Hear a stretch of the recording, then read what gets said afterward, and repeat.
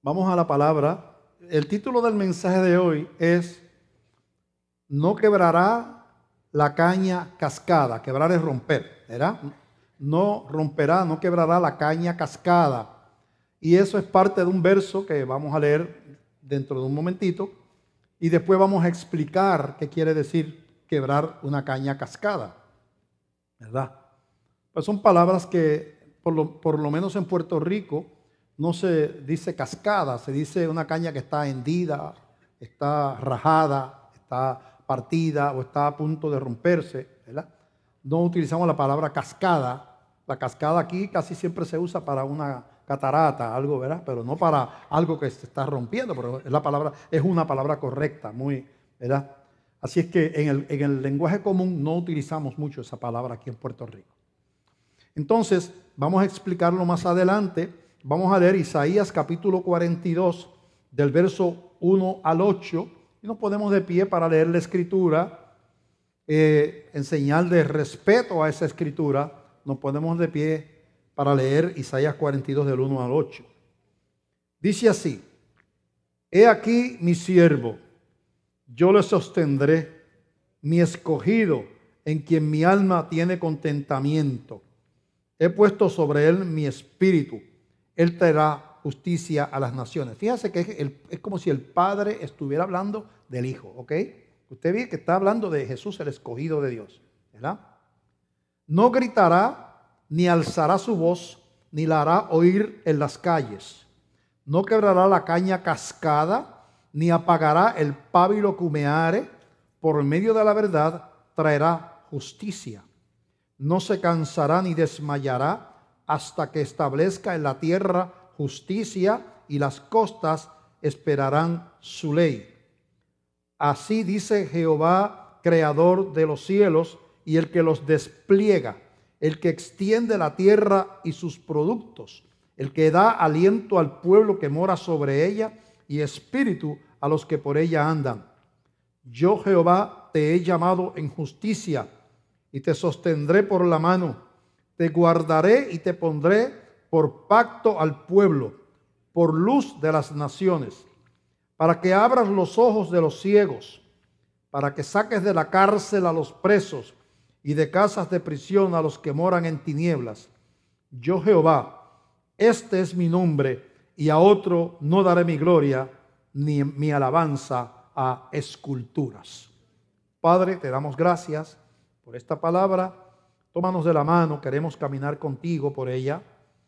Hay que nos ayudes a entender la palabra, que, Señor, los misterios encerrados en esa palabra, por tu Espíritu Santo, sean, Señor, revelados a nuestro corazón y a nuestra mente. Pedimos sabiduría en el nombre de Jesús. Amén, amén.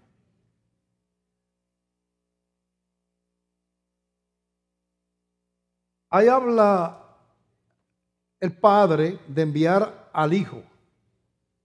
Y habla de una misión que tiene que ver con un propósito que revela el carácter del que viene, y que nosotros tenemos que entender cuál es ese propósito y tenemos que entender qué es lo que quiere decir el Padre en esa palabra. Y habla de compasión, habla de un propósito de compasión.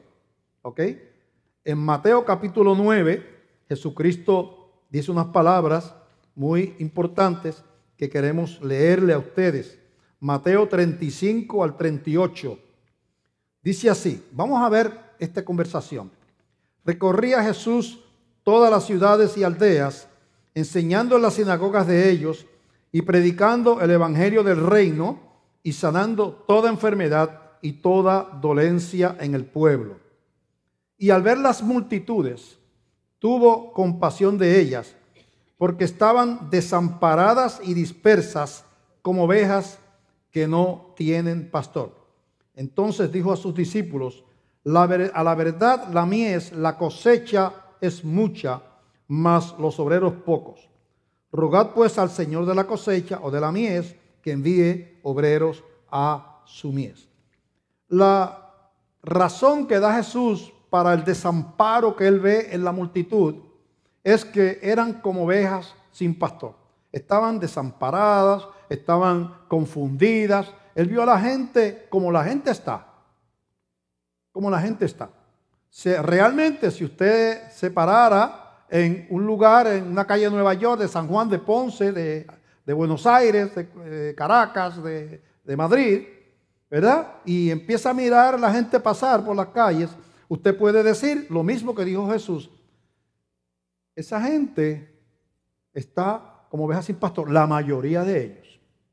Son gente que están a su propio albedrío, sin Dios, sin esperanza, siguiendo la carne y la sociedad, obedeciendo las modas, con las mismas ambiciones, tratando de ser felices en placeres, consiguiendo el dinero, comprando cosas, ¿verdad? Pero están vacíos. Nada de esas cosas le da la paz que ellos necesitan. Son como ovejas sin pastor. Él vio en las multitudes lo que quizás usted y yo, como no tenemos la sensibilidad de Jesús, a veces aún siendo cristianos, no nos damos cuenta cómo está el mundo que nos rodea. Necesitamos sensibilidad espiritual. Usted tiene que desarrollar ojos espirituales, porque usted no va a tener compasión si no tiene el corazón de Jesús, y usted no va a ver la condición del mundo y de la gente si no tiene el corazón y la mente de Cristo. No se va a dar cuenta. Usted va a pensar que el artista que grita mucho y salta mucho, es famoso y gana mucho dinero, es felicísimo. Es más, hay cristianos que quisieran ser como un artista inconverso, porque la gente grita cuando lo ve, porque gana mucho dinero, porque es millonario, porque siempre está en los periódicos. Y hay cristianos que envidian a un inconverso, porque como lo vemos con los ojos de la carne y socialmente se consideran gente de éxito, hay cristianos que quisieran ser el millonario inconverso. Ellos son cristianos, tienen salvación, tienen a Cristo, tienen vida eterna. El otro lo que tiene por delante es el infierno. Si es un inconverso, pues puede ser millonario y convertido. Pero si es un inconverso, tiene el infierno, la muerte espiritual, no tiene al Cristo del corazón. Y hay cristianos que quisiera ser ese millonario. Porque las cosas espirituales se tienen que discernir espiritualmente. Usted no puede utilizar los criterios del mundo para evaluar la condición de la gente. Y lo que está haciendo Jesucristo aquí, está utilizando la sensibilidad espiritual que como Dios Él tiene para ver la condición del pueblo. Estaban dispersas, desamparadas, como ovejas que no tienen pastor. A lo mejor se iban riendo por la calle. A lo mejor estaban en una fiesta, gritando y saltando, pero él las vio como eran. Estás en una fiesta, pero estás solo. Estás gritando, haciendo esto, pero no tienes paz. Tienes este éxito social, pero estás desamparado. Eres igual que un Robin Williams, eres igual que un Michael Jackson, eres igual que una Marilyn Monroe, eres igual que se quitaron la vida porque tenían de todo menos paz. Y mucha gente no vio a Marilyn Monroe como se encontraba. Y muchas mujeres decían, yo quisiera ser como ella, millonaria. Los hombres la ven y se vuelven locos. Es bonita, es famosa, tiene millones. Yo quisiera ser como ella. Pero se estaba muriendo de soledad y se quitó la vida. Y muchos jóvenes decían, yo quisiera ser como Elvis Presley, que las muchachas gritan y se desmayan en los conciertos, y él gana millones de dólares y vende millones de discos, y se quitó la vida porque no tenía paz. Porque hay que ver las cosas espiritualmente. Hay que aprender a ver las cosas espiritualmente. Así que Jesús vino porque la gente no tenía pastor. ¿Y qué quiere decir eso? Vino a traer esperanza y consuelo al sufrido. Vino a mirar al que nadie miraba. Eso es lo que dicen los versículos que acabamos de leer. Él vino a mirar al que nadie miraba, a consolar el que los demás despreciaban. Él vino a atender al que estaba solo y nadie le hacía caso en su dolor. Él vino a llevar cargas y él vino a traer una esperanza de salvación a un mundo que no tiene salvación, porque somos pecadores. Así que él vino con muchos regalos en las manos. La gracia de Dios es la multiforme gracia de Dios. Dice la Biblia, multiforme, de muchas formas. La salvación es la primera. Esa es la mayor gracia. Él vino a morir por nuestros pecados para hacernos hijos de Dios. Esa es la primera, pero no es la única. Él vino a consolarnos y nos envió el Espíritu Santo para eso. Él nos acompaña, Él nos lleva nuestras cargas, Él escucha nuestras confesiones. Él nos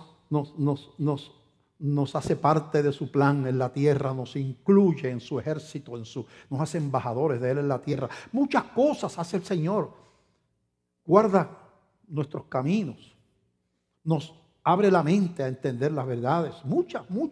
Es una gracia bien grande, se va por muchos lados. Nos ayuda a enfrentar la muerte, nos ayuda a enfrentar el dolor y el sufrimiento. Muchas formas. Si hacemos la lista de las cosas que hace el Señor por aquello que Él vino a salvar, por la gente, y aún dice que la gracia de Dios se extiende a los de afuera, eso se llama gracia común. No van a la gloria, pero sobre ellos también llueve y Dios envía la lluvia sobre justos e injustos. Y ellos comen y Dios les da pan. No necesariamente porque son pueblos suyos, sino porque Dios extiende.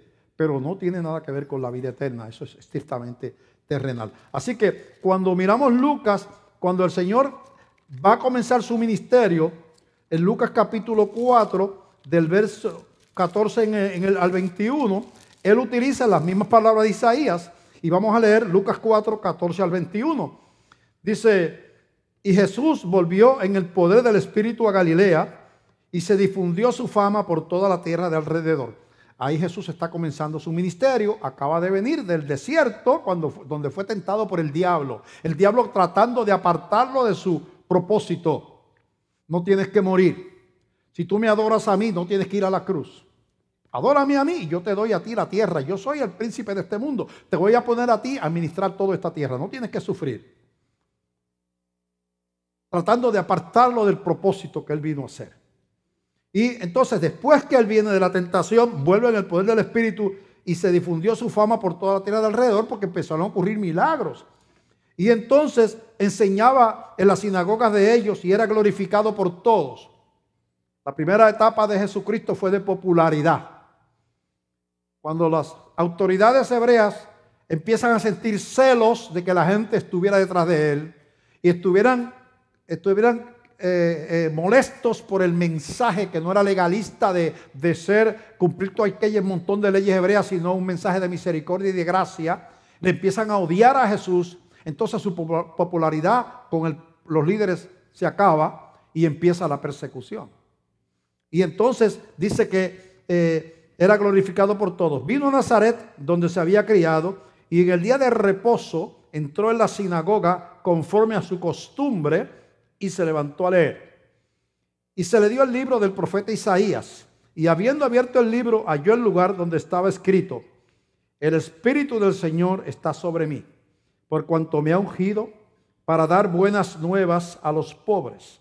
Me ha enviado a sanar a los quebrantados de corazón, a pregonar libertad a los cautivos y vista a los ciegos, a poner en libertad a los oprimidos, a predicar el año agradable del Señor.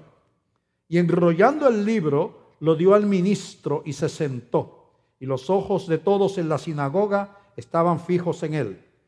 Y comenzó a decirles: hoy se ha cumplido esta escritura delante de vosotros. Lo que escribió Isaías hace 600 años, de aquel que el Padre anunciaba que venía a darle vista a los ciegos, a dar buenas nuevas a los pobres, sanar a los quebrantados de corazón, libertar a los cautivos. Hoy se está cumpliendo. Yo soy esa persona que iba a venir y que el Padre habló a través del profeta Isaías. Así que vemos que el Señor vino con un corazón de gracia para abrir un camino. Vista a los ciegos, en Isaías lo explica un poquito más. Los cautivos espiritualmente hablando, cautivos de espíritu, porque el que no tiene a Cristo, el que no conoce al reino, es cautivo, está ciego. Nosotros, esta iglesia tiene un tremendo ministerio, fuerte ministerio en la cárcel de máxima seguridad que está aquí en la ciudad de Ponce, donde estamos nosotros. Y todas las semanas hay gente de la iglesia trabajando con los confinados. Tenemos allí como 90, una iglesia como de 90 confinados que le han entregado su vida al Señor. Nos han permitido bautizar allí dentro de la cárcel. Hasta el coro lleva conciertos allí. Yo he dado retiros allí. los guardias están tranquilos, ya esos confinados no van a hacerle daño, no, porque tienen una vida nueva, alaban con un gozo y una alegría increíble. El mundo dijo, vamos a separarlos de la sociedad permanentemente, tienen a veces 1, 2, 3, 4 perpetuas, algunos de ellos, no tienen esperanza, vamos a separarlos. Y nosotros les dijimos, bueno, la sociedad dice que ustedes no tienen esperanza. Nosotros decimos que siempre hay la esperanza de ser perdonado por el Señor Jesucristo. Cuando vemos a esos presos que están allí, confinados, con el gozo del Señor y con su nombre escrito en el libro de la vida, y vemos a la gente de afuera sin Cristo, los que están libres físicamente, los vio Jesús esclavos, están cautivos. Y los que están cautivos físicamente han conocido a Cristo, muchos de ellos, y están libres. Eso, no, si usted no tiene una mente espiritual, no lo va a entender. No lo va a entender. ¿Por qué? Porque uno ve con ira, hizo esto, mató, hizo aquello otro, se merece. Y uno piensa que solamente del lado de juez. Y no es que estén allí injustamente, muchos están allí porque hicieron, ¿verdad?, lo que dicen que hicieron. Ellos lo reconocen. Pero como en el campo de la gracia, hasta el ladrón de la cruz fue perdonado y no pudo ni bajarse a devolverle un centavo a nadie, por la gracia de Dios, asimismo Jesús establece la gracia sobre aquellos que están en las cárceles. Y le dice, para ti hay esperanza, la sociedad perdió la esperanza contigo, pero yo no la he perdido todavía. Yo te abro los brazos para que tú vengas a mí y yo te voy a dar salvación y vida eterna. Gloria a Dios por eso. Gloria a Dios, ¿verdad? Gloria a Dios. Gloria a Dios. Así que al no tener pastor, cuando nosotros no tenemos al pastor, estamos cautivos y ciegos. Cuando no tenemos a Cristo como pastor sobre nuestras vidas, estamos ciegos y cautivos, muchas veces sin darnos cuenta. ¿Verdad? A lo mejor pensamos que somos libres, que nosotros tenemos control de nuestra vida, que verdad que pues estamos bien, que no somos tan malos después de todo, pero estamos cautivos y ciegos, eso es lo que está diciendo el Señor. El hecho de no tener pastor, ¿por qué Jesús los vio sin pastor? Porque eran producto, la raza humana, las multitudes, de una relación rota desde el principio. Todo el mundo está en esa condición. Toda la gente del mundo, toda la población mundial está bajo la condición de una relación rota desde el principio. El ser humano escogió escuchar a Satanás, se colocó bajo el dominio del enemigo cuando hizo eso, rompió la relación con Dios y como consecuencia de ese pecado de rebelión, la muerte pasó a todos los hombres. Cuando decimos que Satanás es el príncipe de toda la humanidad, no estamos hablando de que tú tienes que ser ni hechicero, ni practicar satanismo, ni invocar al diablo. Solamente con haber nacido en este mundo, ya tú te llevas el sello del príncipe de este mundo. Somos hijos de ira, lo mismo que todos los demás, dijo allá en Efesios el apóstol Pablo. Éramos hijos de ira, dignos de condenación, igual que todos los demás. No está hablando del que vende drogas ni de la prostituta, está hablando de la madre ejemplar del año, el profesor, el abogado, el juez, cualquiera, el que trabaja cuidando enfermos en el hospital, que ayuda a los pobres. Si no se convierte a Cristo, está bajo la maldición del pecado. Eso no se puede romper haciendo obras, ni se puede romper estudiando, ni se puede romper teniendo éxito social. La única manera de romper esa relación es tener un pastor que tenga el poder de perdonar mis pecados. Y el único pastor que tiene poder de perdonar mis pecados se llama Jesucristo, Rey de Reyes y Señor de Señores. No hay más. No hay más. No hay más. No hay más. Así que la única manera era la redención. Tenía que ocurrir la redención, redimir al pecador. La palabra redimir quiere decir que es restaurar una relación rota, quiere decir sacar o comprar al esclavo, libertar al esclavo. Quiere decir esa palabra, recobrar lo perdido. Una persona estaba esclava en los tiempos en que la Biblia, ¿verdad? Y después, Otra persona dice, yo voy a redimir a ese esclavo. No para comprarlo para que sea mi esclavo, sino para que sea libre. Lo voy a redimir. Y tú ibas y hablabas con el dueño del esclavo y le decías, mira, yo quiero redimir a ese esclavo. Y quiero que te lo voy a comprar y quiero que le des un certificado como que él ya no es esclavo, que ahora es una persona libre. Porque el esclavo tenía que tener probar, porque si se escapaba le podía costar hasta la muerte. Él tenía que probar que él había sido libertado, redimido, ¿verdad? Un acta de decreto donde decía que ese hombre ya no era esclavo. Y entonces tú pactabas un precio y tú le pagabas al dueño del esclavo lo que él pedía, lo redimías, le dabas el acta de libertad, que él andaba con ella, y ahora era un hombre libre. Tú lo redimiste, lo sacaste de la esclavitud. Jesucristo hizo eso con su sangre en la cruz del Calvario.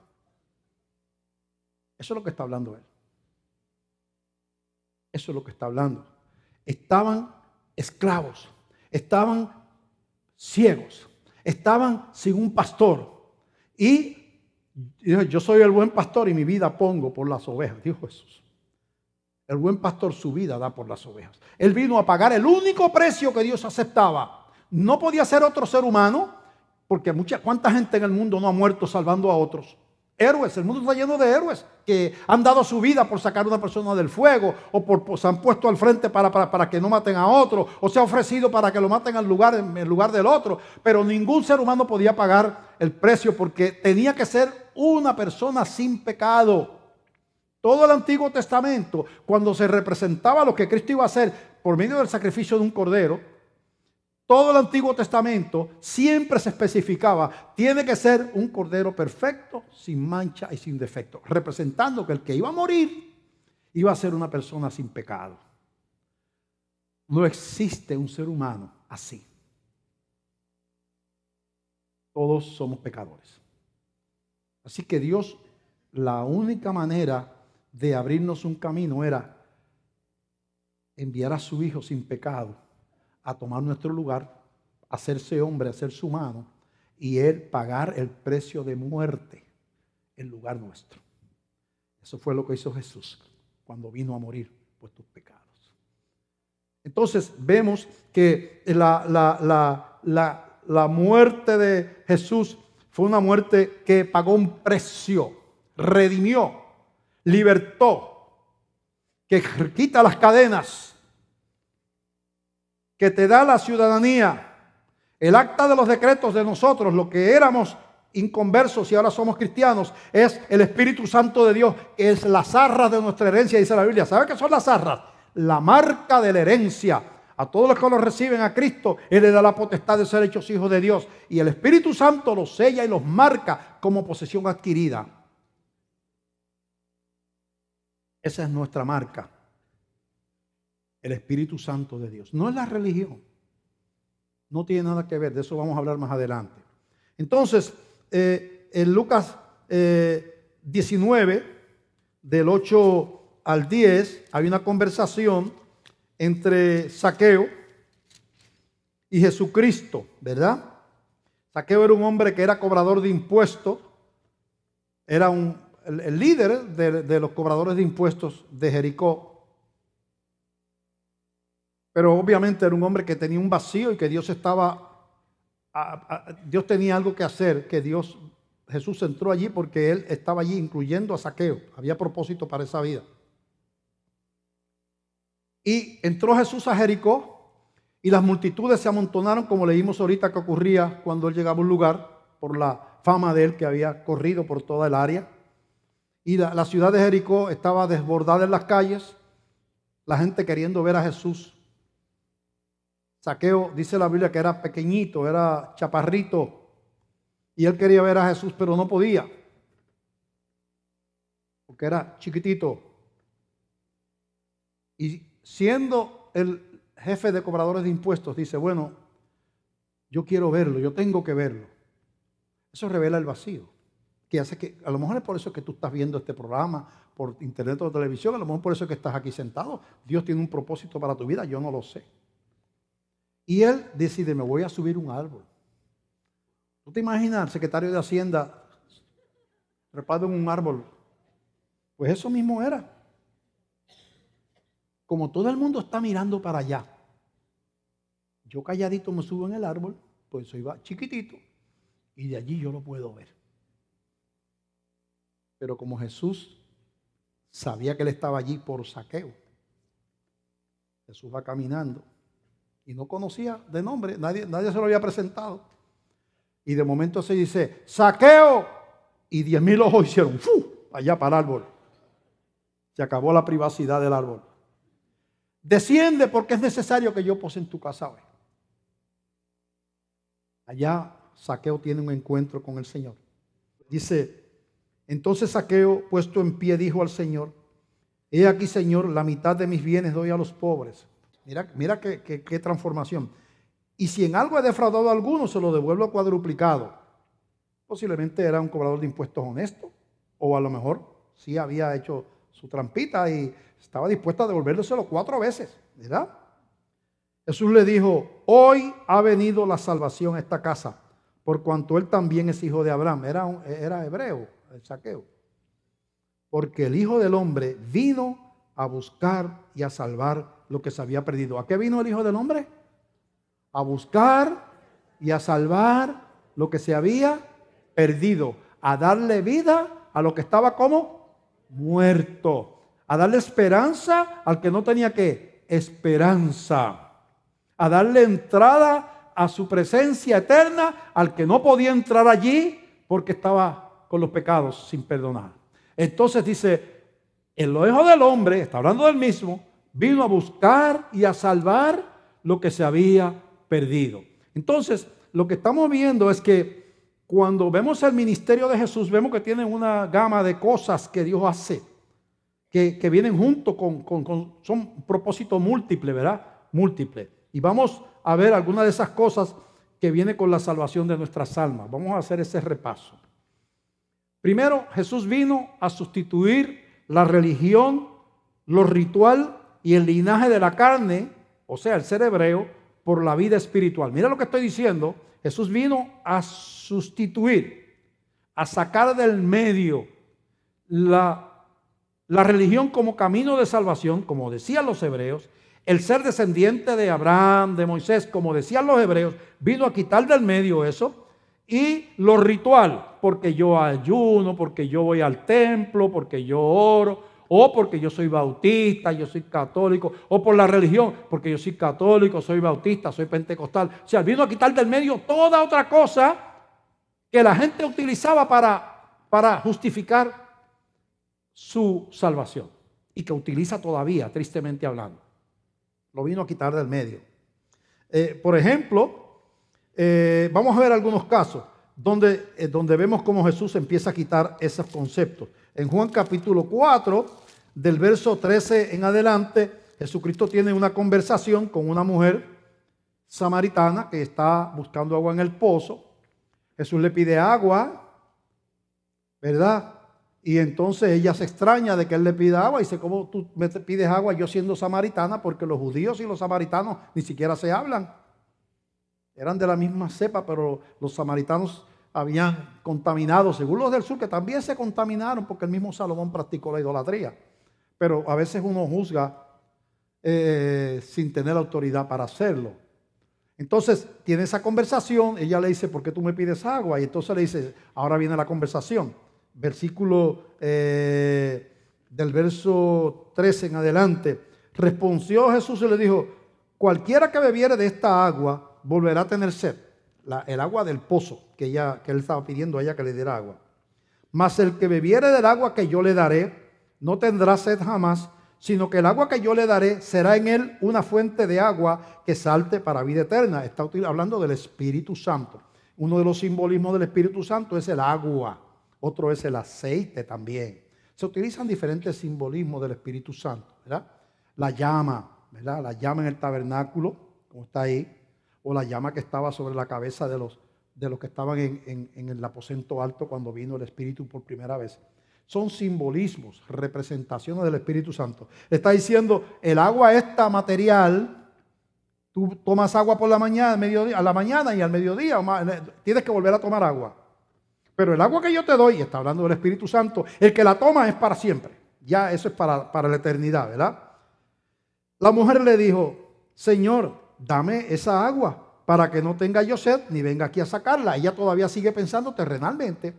Estaba allí al mediodía sola porque vamos a ver que era una mujer desacreditada, pecadora, que las demás mujeres iban en grupo, las mujeres, a buscar agua en la mañanita o en la tarde porque no estaba el sol inclemente. Ella está sola al mediodía, sola. Ninguna mujer iba sola. Primero, para protegerse en el grupo, y segundo, porque el sol y todas esas cosas.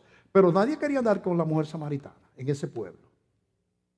Entonces ella le dice, tú tienes una agua que es para siempre. Ah, pues, yo estoy cansada de cargar estos latones, estas latas de agua. No, latas no había en aquel tiempo, los jarrones de barro. No, estoy cansada. ¿Cuál agua es esa que yo me la tomo y más nunca tengo que tomar agua? Ella no entendía, ¿verdad? Entonces Jesús le dijo, ve y llama a tu marido. Y ella le dice, no tengo marido. Jesús le dice, bien has dicho, no tengo marido, porque 5 maridos has tenido y el que ahora tienes no es tu marido. Esto has dicho con verdad. La retrató de arriba abajo. Como Zaqueo, que no lo conocía, pero lo conocía, por supuesto, que Jesús conoce. Y le dice, tú has tenido 5 y ahora el que estás viviendo con él no es tu marido. No sé si es que era marido de otra o que estaban conviviendo, ahí no dice. Dice, el que tiene ahora 5 lleva y el 6º no es tu marido. Entonces la mujer le dice, se asusta parece, dijo. Y nunca había venido por aquí, ¿cómo sabe toda mi vida? Dice, Señor, me parece que tú eres profeta. Nuestros padres adoraron en este monte y vosotros decís que en Jerusalén es el lugar donde se debe adorar. Ella le está poniendo entonces la adoración en lugar. Todo en la Biblia usted ve la insistencia de adorar en Jerusalén de los hebreos.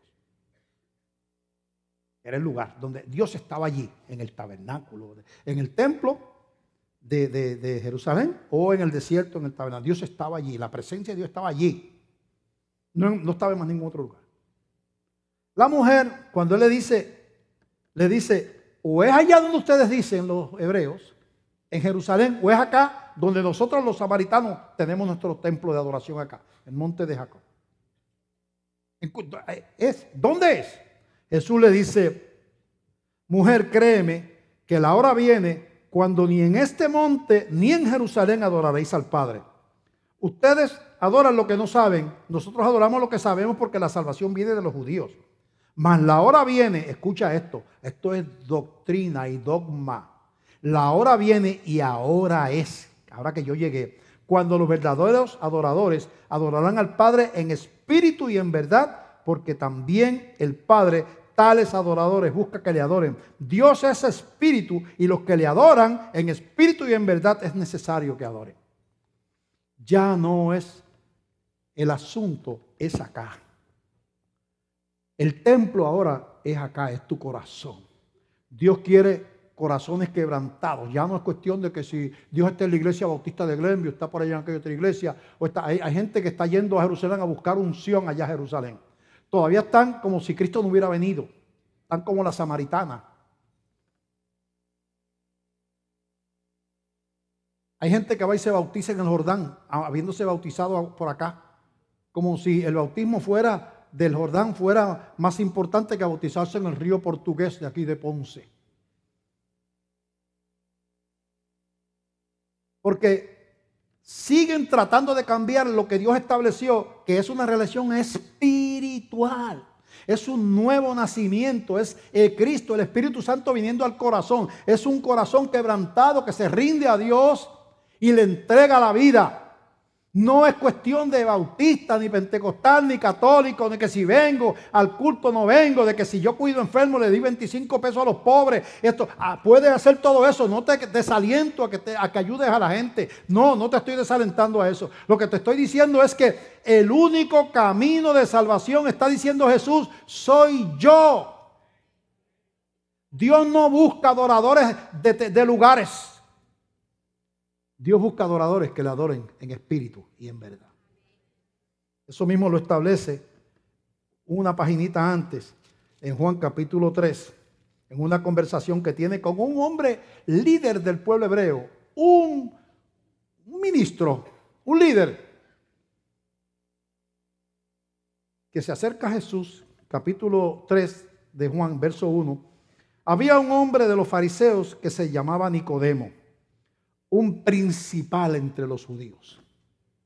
Estamos hablando, cuando tú eras un principal, era que tú no salías de la iglesia, del templo, que tú vivías rectamente, que tú conocías la ley a perfección, que tú ayunabas, que tú dabas diezmo, que tú orabas para tú ser templo, fariseo.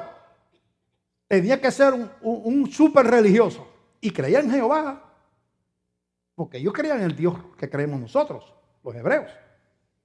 Y ese hombre se acerca a Jesús. Vino a Jesús de noche, porque de día a lo mejor no se atrevía, porque no era bien visto que un principal hiciera eso. Y le dijo, Rabí, que quiere decir maestro, sabemos que has venido de Dios como maestro, porque nadie puede hacer estas señales que tú haces si no está Dios con él. El hombre había observado, era un elegido de Dios, contrario a otros.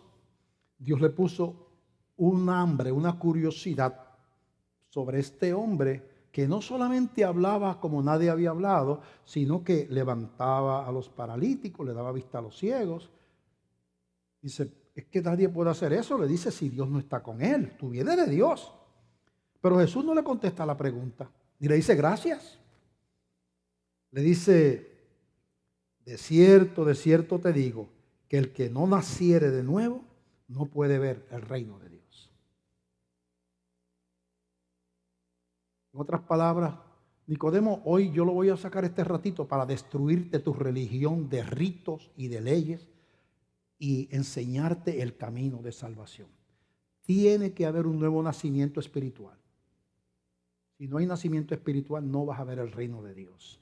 Y entonces Nicodemo le dijo, ¿cómo puede un hombre nacer siendo viejo? ¿Puede acaso entrar por segunda vez en el vientre de su madre y nacer? Nicodemo piensa carnalmente y dice, ello quiere decir que yo nací ya de mamá, me tengo que volver a meter en la barriga de mamá, a lo mejor la mamá se ha muerto ya. ¿Qué tú quieres decir? ¿Que tengo que nacer otra vez? ¿Pero cómo? Y Jesús le contesta, le dice, lo que de cierto te digo, que el que no naciere del agua y del Espíritu Santo, por eso está en mayúscula, no puede entrar en el reino de Dios. Tiene que haber un nacimiento espiritual, una conversión, una entrega a Cristo. Lo que es nacido de la carne, Nicodemo, eso es de la mamá. Carne es, ya tú naciste, ya eso pasó. Lo que es nacido del Espíritu, Espíritu es. Vamos a tratar con tu espíritu, no con tu carne. No te maravilles de que te dije, os es necesario nacer de nuevo. El viento sopla de donde quiere y oye su sonido, mas ni sabes de dónde viene ni a dónde va. Así es todo aquel que es nacido del Espíritu. Entonces Jesucristo establece un principio espiritual que lo estableció con la mujer samaritana. Nicodemo, tu religión no te sirve. Tus muchos ayunos, oraciones y cumplimiento de leyes no te sirve para salvación. Mujer samaritana, que vayas al templo de Jerusalén no te puede salvar, que adores allí no te puede salvar, que adores acá en Samaria no te puede salvar. Esto es un asunto espiritual. Tiene que haber un quebrantamiento, tiene que haber una entrega del corazón, tiene que haber una rendición, tiene que haber un doblar de rodillas, tiene que haber un reconocimiento de que somos pecadores y abrir el corazón e invitar a Jesús a entrar. Pero yo quiero que Jesús, entonces Jesús vino, entre otras cosas, además de ser lo que era, vino a quitar del medio las excusas religiosas y los ritos que utilizamos para buscar a Dios. Ya que es Viernes Santo, voy para la iglesia y esa semana no voy a comer de aquello, y deja andar con un crucifijo en el pecho, y déjate tener una Biblia abierta en el Salmo 23, y déjame ir a la iglesia bautista todos los domingos. Entonces hacemos cosas, pero ninguna de esas cosas sustituye el nuevo nacimiento espiritual. Si no hay un nuevo nacimiento espiritual, no podemos ver el reino de Dios. Es un asunto espiritual y no es un asunto de rito ni de religión. Entonces, otra cosa que hace el Señor, entonces cuando viene el Espíritu Santo a nosotros, otra de las cosas que Él añade es que al venir el Espíritu Santo podemos entender la palabra de Dios. Cuando tú vienes a una iglesia y tú empiezas a entender el mensaje y empiezas a decir, oye, pero es verdad, eso es verdad, y es verdad, yo estoy en esa condición, o estás viéndonos por televisión, por internet o lo que sea. Tú dices, entonces hay un proceso donde a los que Dios está llamando, el Espíritu Santo, como a Zaqueo, como a Nicodemo, empieza a iluminarlo, a darle un apetito, a darle una sed. Eso es una obra sobrenatural. Dice Jesús, nadie puede venir a mí si mi Padre no le trajese. Dice en Juan que el Espíritu Santo es el que convence de pecado, de justicia y de juicio. Los pastores y los predicadores llevamos un mensaje, pero nosotros no podemos cambiar un corazón.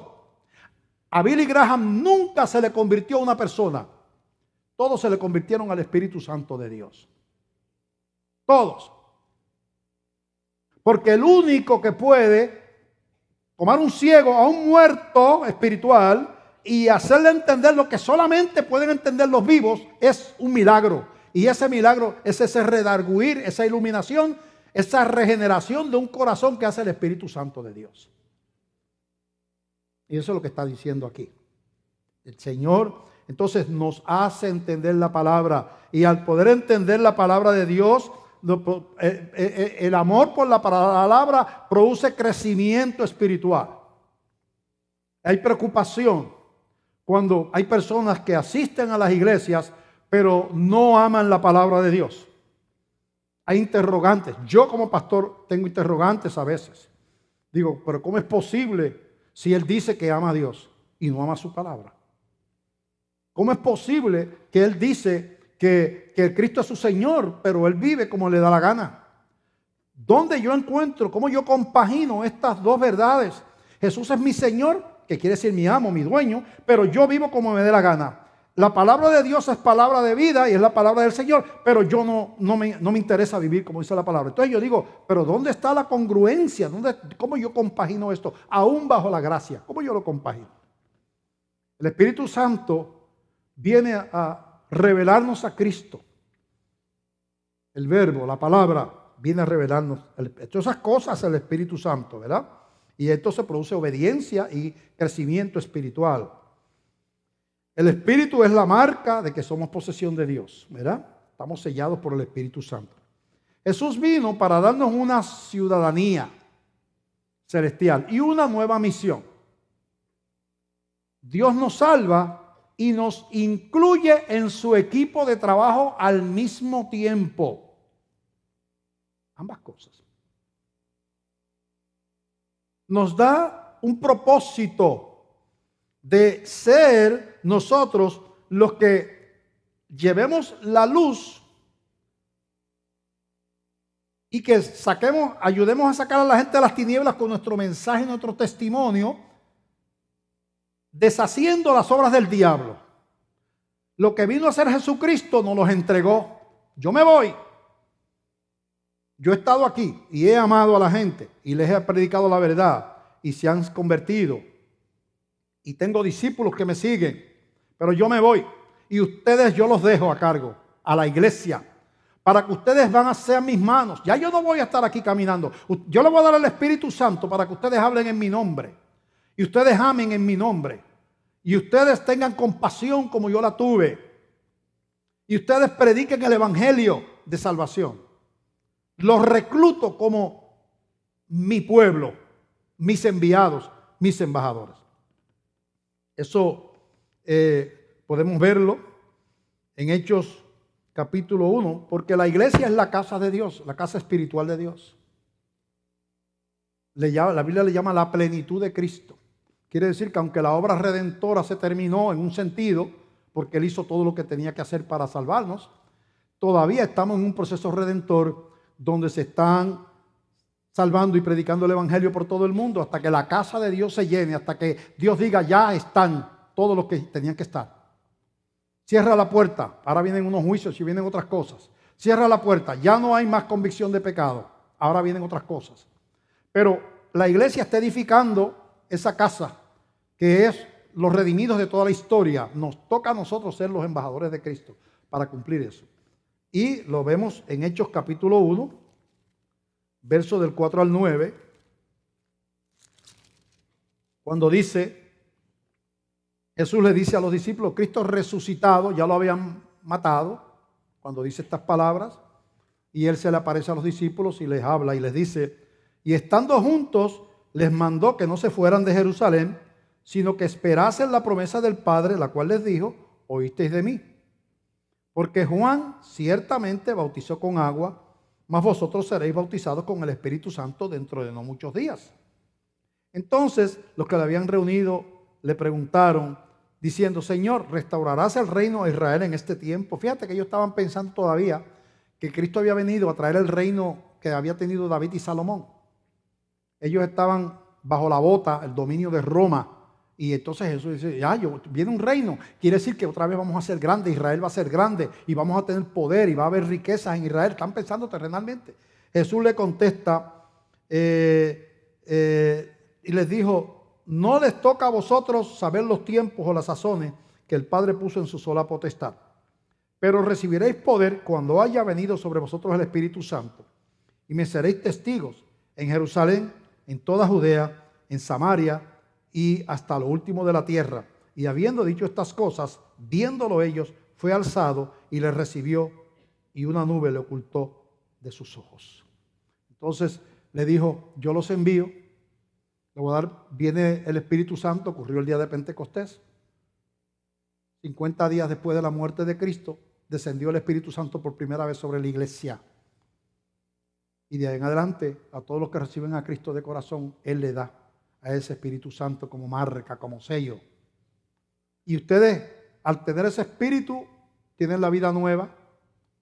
Ya ustedes son hebreos, pero eso no les sirve, no les basta, no funciona aquí. Esto es otro reino. Tienen que recibir al Espíritu Santo. Y entonces van a ser testigos hasta la última de la tierra. En Primera de Pedro dice eso mismo, la posición de la iglesia. En Primera de Pedro capítulo 2, verso 9, dice así, mas vosotros, hablando de los cristianos, sois linaje escogido, real sacerdocio, nación santa, pueblo adquirido por Dios, para que anunciéis las virtudes de aquel que os llamó de las tinieblas a su luz admirable. Vosotros que en otro tiempo no erais pueblo, pero que ahora sois pueblo de Dios, que en otro tiempo no habíais alcanzado misericordia, pero ahora habéis alcanzado misericordia. Así que el Señor nos hace su pueblo, su iglesia, mensajeros, enviados del Señor. Pero yo quiero regresar al título del mensaje, no me quiero quedar aquí. Yo quiero regresar al título de Isaías 42. Y quiero que repasemos esas palabras donde dice de no quebrar la caña cascada, ¿verdad? Ni apagar el pábilo que humeare. Dice, versículo 3, hablando de Jesús, no quebrará la caña cascada, ni apagará el pábilo que humeare, por medio de la verdad traerá justicia. ¿Qué quiere decir esto? Una caña cascada es una caña que ya está hendida, que está rajándose. Dice, Él no terminará de romper lo que se está rompiendo. No la va a quebrar. Él viene a tratar de arreglarla, de enderezarla. No va a apagar el pábilo, la mecha que está humeando. El pábilo es la mecha de la lámpara de aceite o de cualquier otra lámpara, ¿verdad? De la vela. Es la mecha. La mecha de una lámpara de aceite, que era lo que se usaba en ese tiempo, igual que la usted usa de queroseno, lo que use ahora, no se quema la tela, ¿verdad? Porque está humedecida con el aceite, que es el combustible. Mientras la mecha del quinqué o de la vela, de la lámpara, tiene combustible, pues se quema el combustible, ¿verdad? Que está humedeciendo el pábilo o la mecha. cuando se acabe el aceite, como ya no hay combustible para quemar, empieza a quemarse la tela. Entonces empieza a botar humo, mucho humo. Y no terminará de apagar lo que ya se está apagando. No terminará de romper lo que ya está herido. Y yo voy a enfatizar en esto, que fue lo que establecí como tema al principio, porque hay un ministerio que la iglesia no puede olvidar. Que muchas veces nosotros nos envolvemos en las cosas religiosas, que son importantes, adoración y otras cosas. Pero el dolor de la gente lo hemos sacado a veces de la vida de la iglesia. La compasión por los pueblos que no tienen luz. En muchas iglesias no está por ningún lado. Los problemas de la India que estén en la idolatría, de Asia, no es mi problema. Mi problema es aquí en Puerto Rico, es que yo tenga éxito ministerial, que mi iglesia crezca, es comprar cosas para la iglesia. El problema de la gente de más abajo que no tienen que comer no es mi problema. Además, ellos no son de la iglesia. Algunos ni para los de la iglesia. Pero si no tienen que comer, los niños no tienen que comer, pero esa gente, esos son unos impíos allá. Pero eso no fue el corazón de Jesús.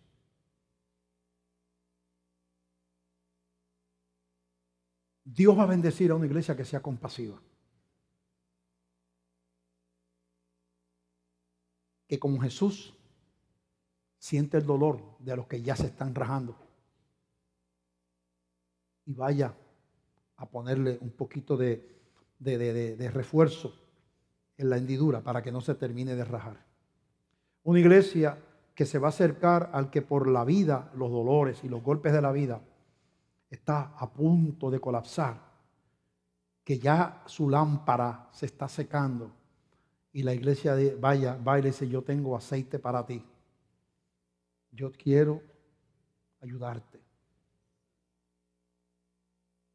La iglesia que evangeliza, la iglesia que adora, lo cual es importante, todo eso es primordial.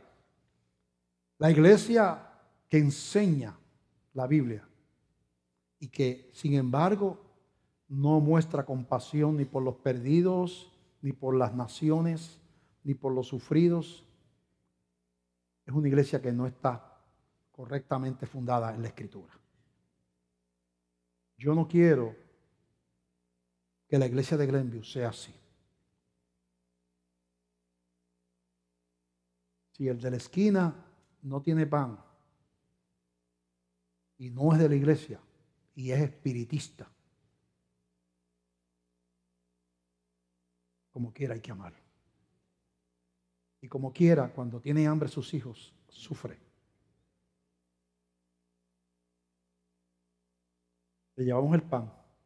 Y si nos da oportunidad, sin ser arrogantes ni contenciosos, si nos abre la puerta, compartimos nuestra fe. Pero quizás el camino de llegar al corazón de una persona es mostrarle que somos diferentes y que Él nos preocupa. Y que no estamos en la iglesia de la esquina para romperle el espinazo y terminarlo de romper, de destruir, sino que estamos en la iglesia de la esquina para tratar de levantarlo.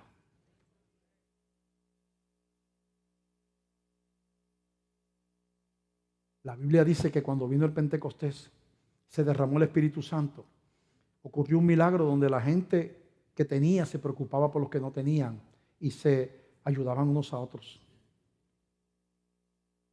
Cuando hablamos de avivamiento aquí, en la cultura puertorriqueña, yo no sé en los países que nos ven, pensamos en dones del Espíritu Santo, empezamos en griterías y en esto, y sanidades y cosas, y avivamiento por esto y por esto. Pero el avivamiento de Pentecostés, en gran medida, estuvo caracterizado por un profundo amor entre los hermanos y por una profunda compasión por los que no tenían. Allí surgió inmediatamente los diáconos para ayudar a los que no tenían que comer. Estoy orando al Señor. Porque mire, yo hablo de una manera que a veces yo sé que puede ser un poquito confrontativa. Ustedes lo saben. Y por eso, si no se han ido, es porque ya perdieron a aguantarme. Pero yo le he orado al Señor, porque mire, tiene que tener un propósito que usted tenga, que Dios lo haya bendecido con riquezas. Tiene que haber un propósito mayor que usted tenga dinero y que usted pueda comprar una casa mejor que el vecino y que su carro sea mejor que el de la esquina y que usted tenga más dinero en el banco y que usted coma langosta mientras que el otro come pollo grado C. Tiene que haber un propósito por cual Dios le dio algo que tenga que ver con el reino, que no sea su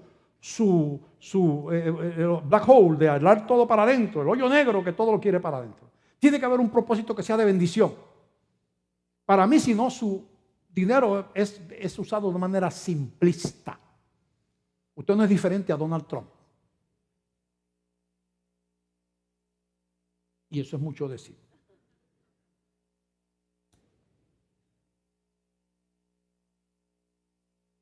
Yo he orado al Señor, Señor, que algún día yo vea gente de prosperidad que se me acerque y me digan, pastor, si usted conoce a alguien, y no es que la iglesia está ayudando constantemente. Lo que pasa es que nosotros vamos a publicar eso. Usted nunca va a ver ahí una lista de la gente que la iglesia le ha dado alimentos, ha ayudado a pagar algo. No lo va a ver porque no lo vamos a hacer. Pero que se me acerque, diga, pastor, Dios me ha bendecido. Si hay alguien que usted conoce que no tiene que comer, que no tiene algo, pastor, yo puedo ayudar de alguna manera. No tenga temor de llamarme, porque yo me voy a sentir honrado de compartir lo que Dios me ha dado con los que no tienen. Y con los hermanos de la iglesia. Es inconcebible que haya un hermano en una iglesia donde somos muchos y hay mucha gente que está bien económicamente, que no tenga, por ejemplo, que comer o que no pueda enviar a su hijo a la escuela porque no tiene con qué comprar una libreta y unos lápices. Eso es inconcebible. No somos entonces una iglesia bíblica. Yo no quiero pastorear una iglesia que no sea bíblica. No quiero.